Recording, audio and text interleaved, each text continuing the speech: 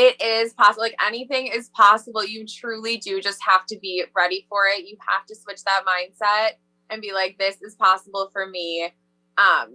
I was never like a city person. So I always thought like, I'm going to settle down in little New Berlin. And, you know, if I can make whatever, 20,000 a year, I'm cool with it. And here we are, like multiple people at our salon are 6-figure stylists, and like the sky is the limit. It doesn't stop there. And it's amazing to see. So like, doesn't matter where you're located, where you started, you know, if you had debt in the past, if you had, you know, some crazy spending habits in the past, like it is never too late to start turning that around.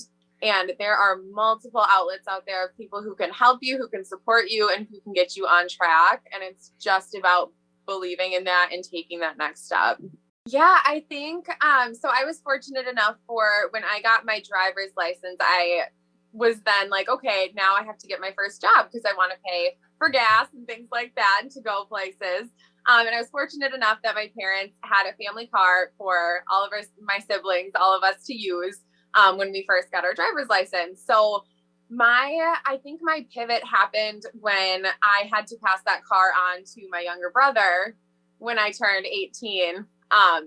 I had to purchase my own car. And so right before then, it was kind of like, well, I want to get something nice. You know, I don't want to get just like a $500 car. I want to, you know, get something nice for myself. And so I think that's where the savings started.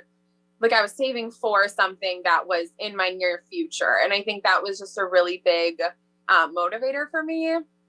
And then after that, I mean, it was like, okay, what's the next thing? Like, okay, I want to go on a trip. I want to, you know, buy this or that. And so I think it was just these things in my life that I maybe didn't have growing up. Like we never traveled when I was younger, and that's totally fine. But I all of a sudden had this desire to do that at a certain age. So just these things that were new to me, that it was like in my reach, that if I save and I, you know, deal with my money smart and, you know, save that money, I'll be able to do these things and it'll totally pay off in the end. Oh my gosh. Yeah. It's surreal to even think that I'm on this trend to that. Cause I just feel like, yeah, ever since, you know, starting out my first job, like all of that stuff, you know, you start out making a little bit of money and it's fun and you have this extra money you can spend.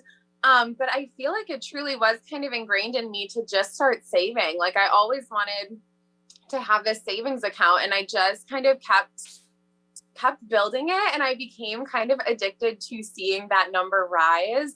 And the cool part is now that I'm in this career and I'm, you know, finding ways to continue to increase my income, that mindset is still there. And so that savings can just continue to rise even more.